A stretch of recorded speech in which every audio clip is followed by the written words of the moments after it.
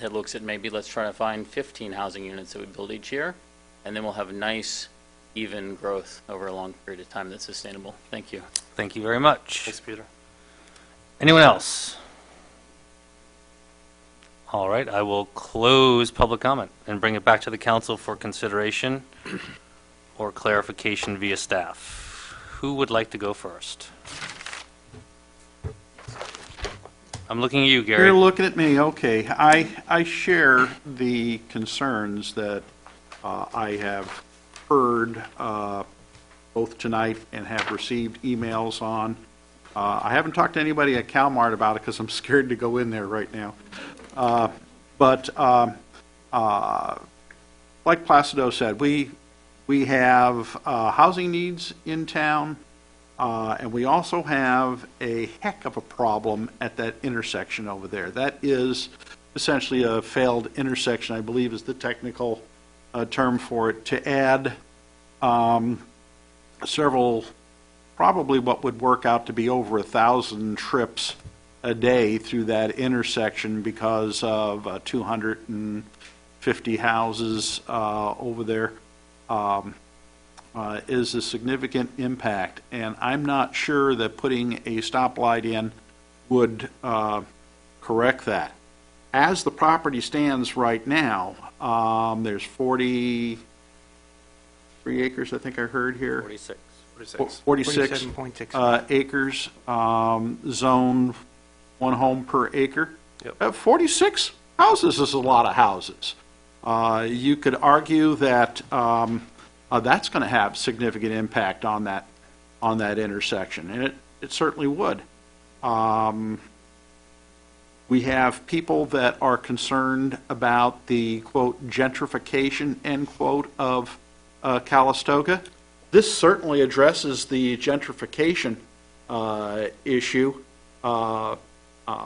because there's not that many people are going to afford to build a house on a 1 acre piece of property.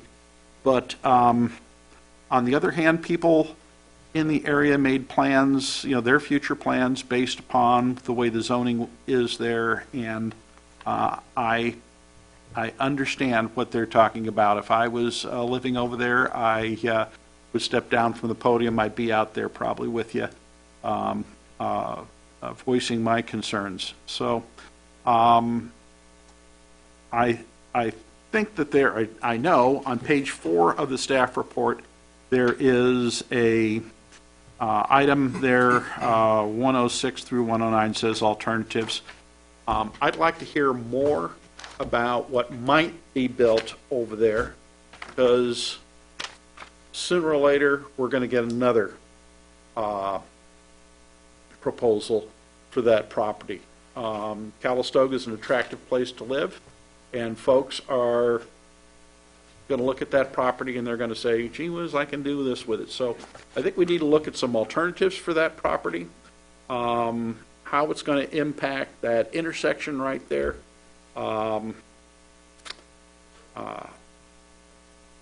don't know about the company that is proposing to do this, where they're getting their money from, who they are exactly. There's been a suggestion that it's a bunch of Russian oligarchs, but That part was a joke. Yes, it was a joke. Although the person who asked me that probably wasn't joking. We know that same person.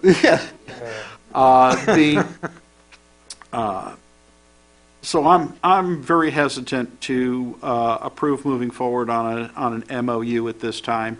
I think sometime someone's going to come up with a proposal that would be acceptable to the community. I'm not sure that, as this one is put forth to us right now, that it would be acceptable.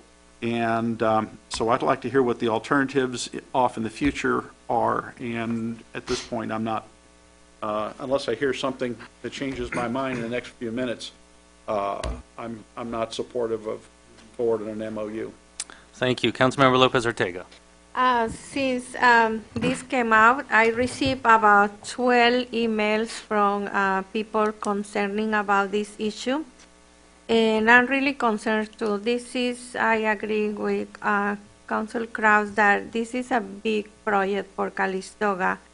19 years ago, when I moved to Calistoga from a high-density city, Daly City, next to San Francisco, I make a decision to move to Calistoga exactly for the reason that this city has a small character city. It's a very safe city to raise your kids. All the neighbors, you know your neighbors, you go to Kalmar, you know everybody in the school. The schools are very safe. So I'm really concerned about this. I think will be too much for Calistoga. Also, during these years of living in the Napa Valley, I see how much growth is been happening in the South Cities, Napa, American Canyon. And it's kind of scary that very soon we're going to be like that. So I hesitate to continue with this.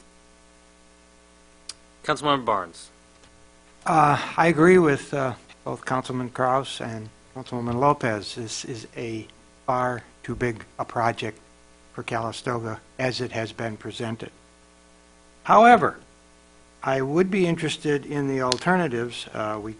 As it states on page 4, and I think Gary said, request the applicant submit additional information and consideration, preliminary plans, blah, blah, blah. If those preliminary plans and architectural sites and drawings are based on 250 units, I would say no. Don't waste your time. However, as somebody pointed out, we have 47 acres here, and you build McMansions, you got $47.5 million to $2 million homes. What good does that do us? Absolutely nothing. Doesn't fulfill any housing requirements, and who the hell is going to buy them except, like somebody may have pointed out, very rich weekenders. So that's not an option. Somewhere in the middle, there has to be some kind of an option. So I wouldn't close the door on an MOU, but I would be very hesitant to issue one tonight without a lot more information. We do have to talk to developers. We have to solve our housing problem. We have to solve our workforce housing problem. I just don't think this is it, given the tremendous amount of problems it would engender.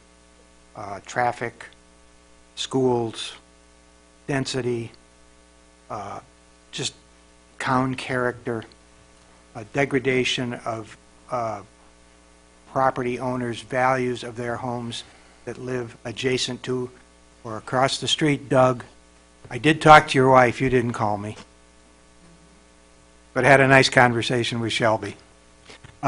So for those reasons, I think we do need to talk, but not at this level. I would have no interest in this type of development at all. Thank you. Vice Mayor Dunsford. I echo Councilmember Barnes' comments. The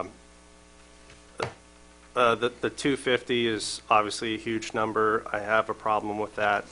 I agree that building 46 or 40 $1.5 to $2 million single-family homes is not a solution for that property.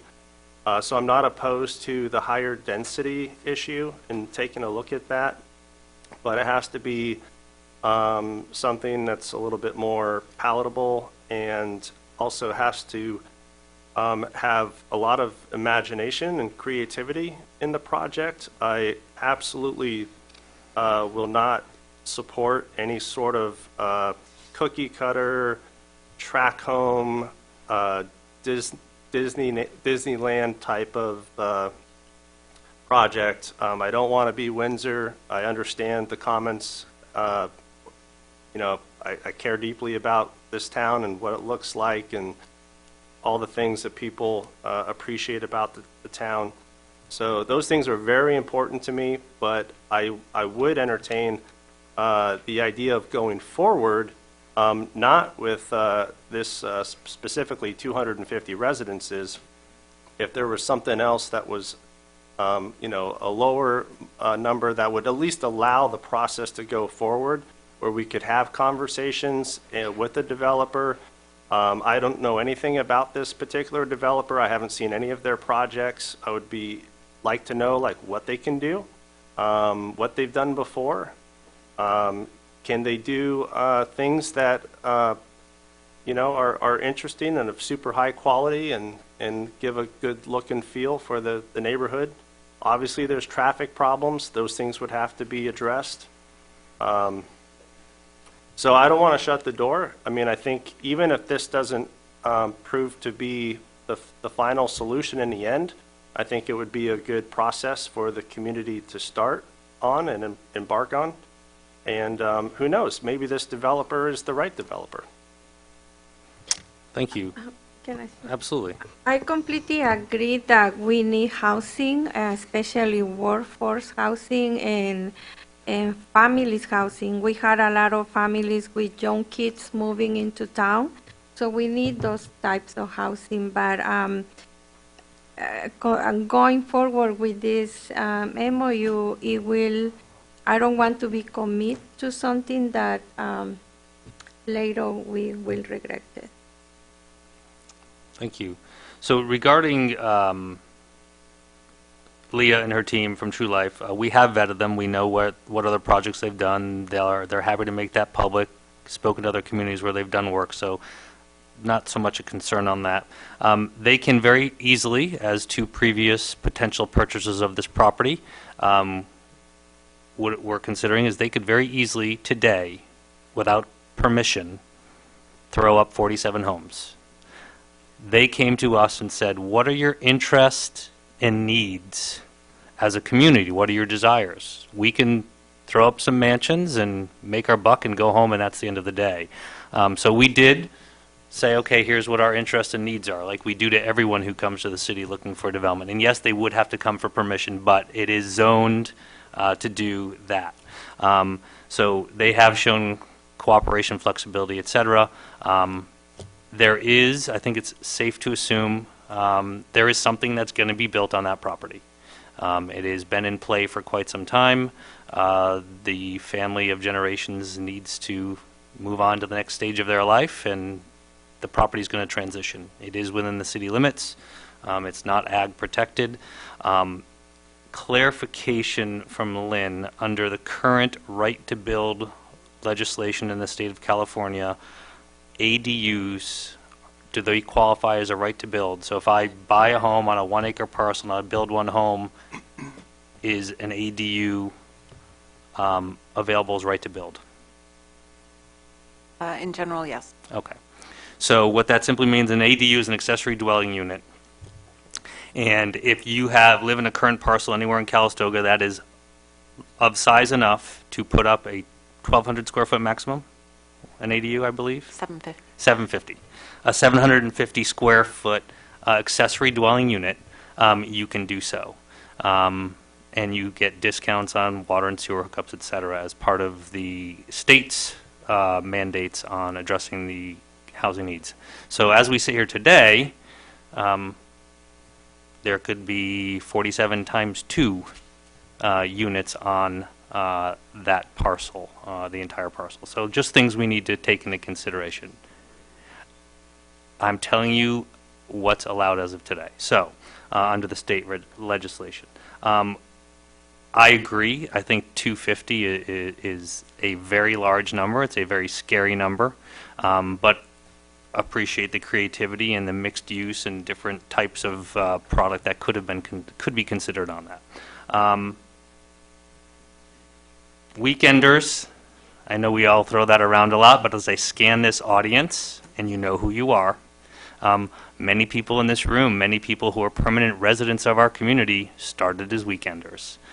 So that's not a bad thing, and there are people who desire to live in Calistoga, and that's not a bad thing.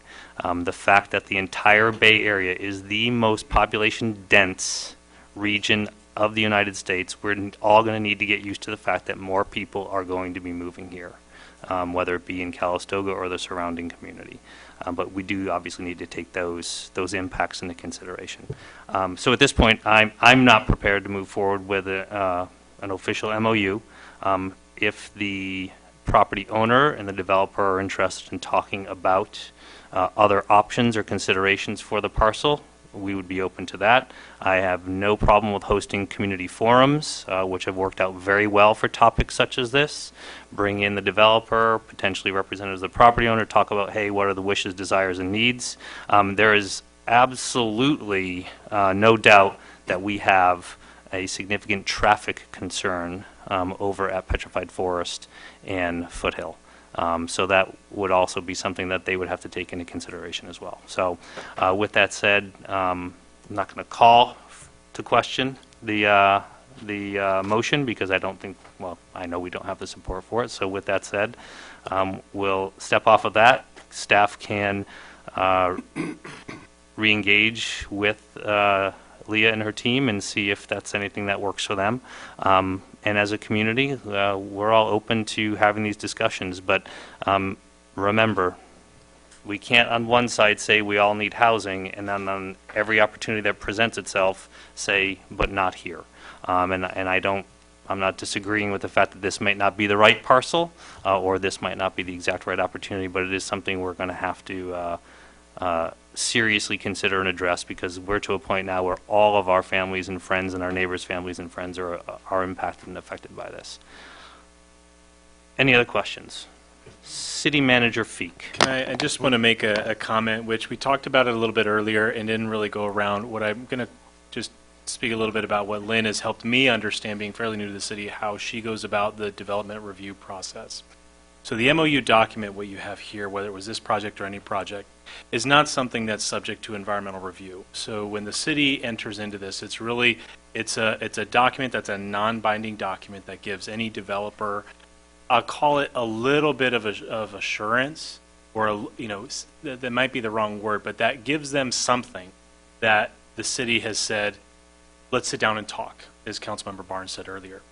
But now as they actually begin the much more difficult process of putting together the project description of what's going to be there. This is just a conceptual plan. It could be fewer units, it could be two-story units, it could be single-story units, it could be a whole variety of things. So the project could change, and when the city begins a development agreement discussion, on not all projects we have to do a development agreement, but in this case, that's what they're asking for. A development agreement is a negotiation between the city and an applicant. A development agreement, just like a zoning amendment, just like a general plan amendment, are all required to go through an environmental review. So staff spends a lot of time and effort, and we also partner with third-party professionals to go through that review process, to understand what the impacts are. Right now, staff does not know what the impacts of 250 housing units are on the intersection, on the environment, on the neighbors, because we haven't gone through that process. So whatever project would come back, or a project on another parcel in town, staff would spend the time to go through that review to make sure we understand what the impacts are. We present those findings to city councils, those become public conversations, public documents. So I want to just emphasize that again, even tonight in MOU, there's still a lot of things a lot of other steps in the process that we didn't really talk specifically about tonight. And myself being new to the city, 2 years now, many other people, there's a lot of those moving parts that we educate other people on all the time, as Linda did for me. Thank you. Thank you very much. With that said, we will adjourn this evening's meeting or actually get to adjourn to another special meeting if you'd like to stay. We will be adjourning to the special meeting of the Calistoga Public Facilities Corporation to address an item earlier on the agenda. Thank you, folks. If you're going to move out quickly so we can move on.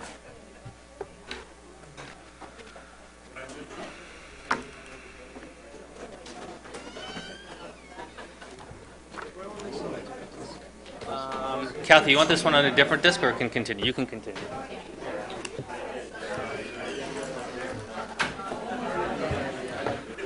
All right, we're moving on to the next meeting. If you're going to converse, please do so outside of this room.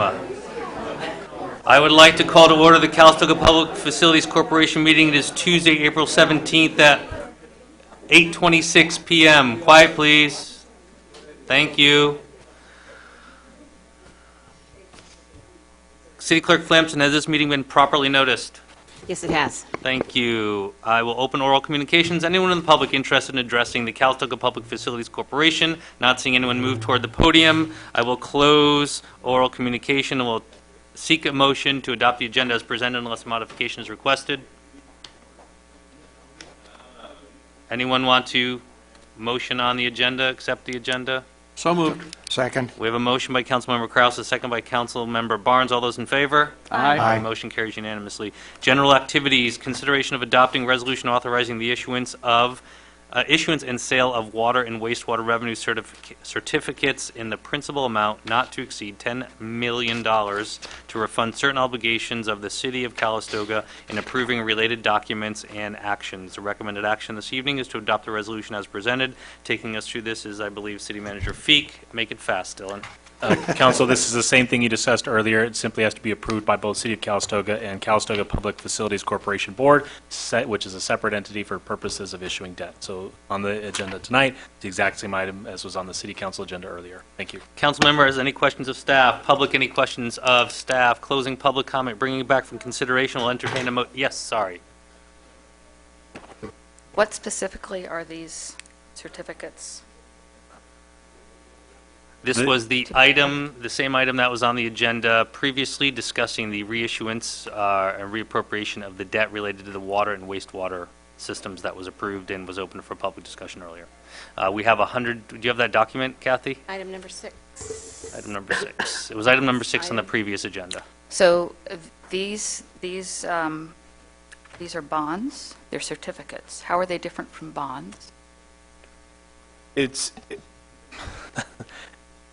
certificates of participation, that's the type of debt issuance that it is. It's different than, for example, a general obligation bond. For all intents and purposes, it is a bond. But it's different because a certificate of participation is covenanted to be paid back with revenues from your water and your wastewater systems. A general obligation bond, it would be an example where the city commits general revenues that we say we have property tax revenues, sales tax revenues, that we are committing to pay off these bonds if they're ever in default. So you're making a different commitment as a city, and the certificates of participation have been the way that the city has issued debt in recent years for our water and our wastewater infrastructure. And we're essentially saying our fee revenue will pay off the bonds, not our property tax revenue, our sales tax revenue. Okay, and what's the length of these certificates? Or at what point are they paid off? So the city is refinancing 4 debt issuances. This was discussed earlier. Those 4 debts all have different maturity dates. When we issue one new debt issuance, the same 4 maturity dates will all be built into that debt issuance.